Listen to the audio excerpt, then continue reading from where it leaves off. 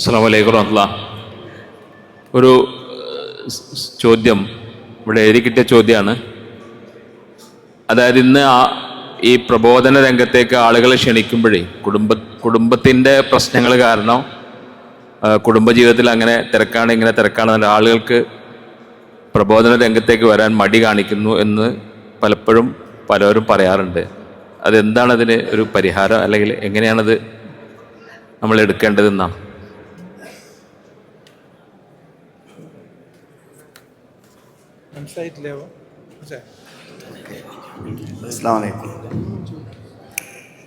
ഒരു നല്ല ചോദ്യമാണ് ഇപ്പോൾ ചോദിച്ച്. പിന്നെ ചോദ്യങ്ങൾ കേട്ടാൽ എനിക്കറിയില്ല. ധാരാളം ആളുകൾ പ്രബോധന രംഗത്ത് അവർക്ക് ഉപയോഗപ്പെടുത്താൻ പറ്റിയ അവസരങ്ങൾ വേണ്ട രൂപത്തിൽ ഉപയോഗിക്കുന്നില്ല. അതിന് തടസ്സമായി പറയുന്നത് കുടുംബ ജീവിതമാണ്.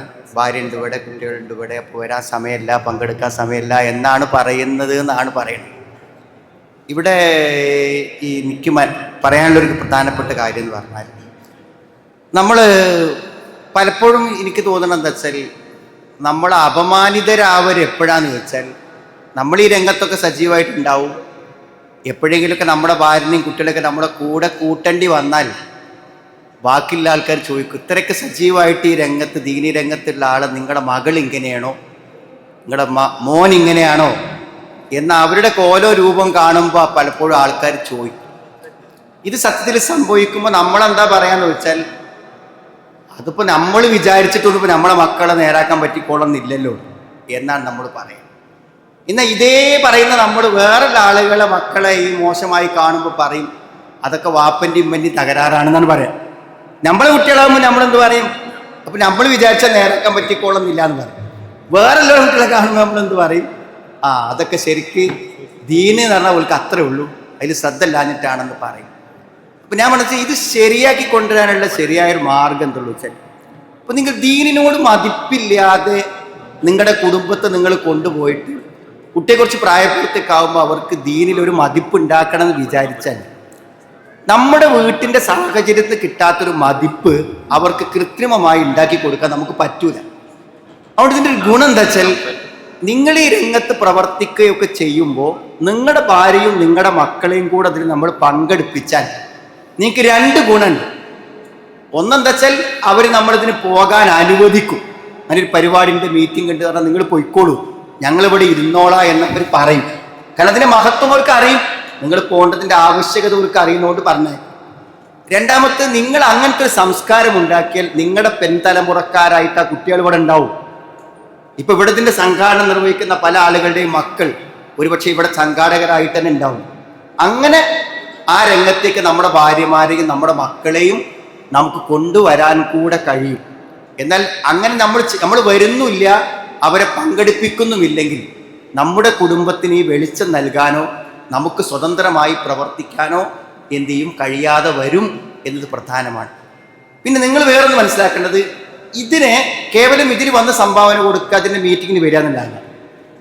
ഈ ഒരു പ്രബോധനത്തെ നമുക്കെങ്ങനെ ഉപയോഗപ്പെടുത്താമെന്ന് നിങ്ങൾ വിചാരിക്കണം.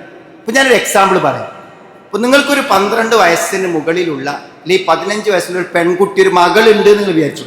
ഒരു മകൾ, ഒരു 15 വയസ്സോ 16 വയസ്സായ ഒരു മകൾ.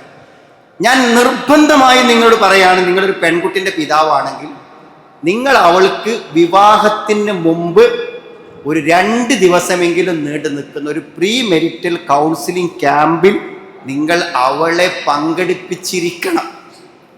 കുറച്ച് നേരത്തെ കൊടുക്കാൻ പറ്റുകയാണെങ്കിൽ ഏറ്റവും നല്ലതാണ്. കാരണം അങ്ങനെ ഒരു ക്യാമ്പ് സംഘടിപ്പിക്കണമെന്ന് നിങ്ങൾക്ക് പറയണമെങ്കിൽ എന്ത് വേണം, നിങ്ങൾ ഇതുമായി ബന്ധമുണ്ടാവണം. നിങ്ങൾക്ക് അങ്ങനെ ഒരു പരിപാടി നിങ്ങളൊരു മകൾക്ക് ഒരാൾക്കൊറ്റയ്ക്ക് നടത്താൻ പറ്റിയല്ല, ഒരു 10, 30, 40 ആളുണ്ടെങ്കിൽ മാത്രം നടത്താൻ പറ്റിയതാണ്. അപ്പം അത്തരം നമുക്ക് പ്രയോജനപ്പെടുന്ന കാര്യങ്ങൾ നമ്മൾ എന്ത് ചെയ്യണം, അതിൽ വരുത്തണം. ഞാനത് നിർബന്ധമായും വേണമെന്ന് പറയാൻ കാരണം എന്താ അറിയോ, പല പെൺകുട്ടികൾക്കും ഇതറിയാത്തതിൻ്റെ പേരിൽ മാത്രമാണ് അവിടെ വിവാഹം മുന്നോട്ട് പോവാത്തത്. ഭർത്താവിനോടുള്ള പെരുമാറ്റം, വിവാഹത്തിൻ്റെ ലക്ഷ്യം, ഭർത്തൃ വീട്ടിൽ പെരുമാറേണ്ടതിൻ്റെ രൂപം, ഭാവിയിൽ നമുക്ക് നമ്മുടെ മക്കൾ, നമ്മുടെ ജീവിതം, ഇതുമായിട്ടൊക്കെ ബന്ധപ്പെട്ട നല്ല ധാരണകൾ നമ്മുടെ കുട്ടികൾക്ക് ഇന്ന് നിർബന്ധമായും നൽകേണ്ടതുണ്ട്. അപ്പൊ നിങ്ങൾ ഇതിൻ്റെ ഭാഗമായി തീർന്നാൽ അതിൻ്റെ പ്രയോജനം നിങ്ങളുടെ കുടുംബത്തിന് ഉണ്ടാക്കാനും നിങ്ങൾക്ക് വ്യക്തിപരമായി ലഭിക്കാനും സാധിക്കും. നമ്മൾ വിട്ടു നിൽക്കുമ്പോൾ നമുക്ക് പറ്റില്ല. അതുകൊണ്ട് നമ്മളിതിൽ ഇറങ്ങും വേണം. ഇതിനെ നമുക്ക് അനുകൂലമായി പ്രയോജനപ്പെടുത്താൻ നിങ്ങളിതിൻ്റെ ബോഡികളിൽ വേണം, അതിൽ അഭിപ്രായങ്ങൾ പറയണം, അതിൻ്റെ സംഘാടനങ്ങളിൽ മുന്നോട്ട് നിൽക്കണം. തീർച്ചയായും അതിന് വലിയ പ്രയോജനങ്ങൾ ഉണ്ടാവും.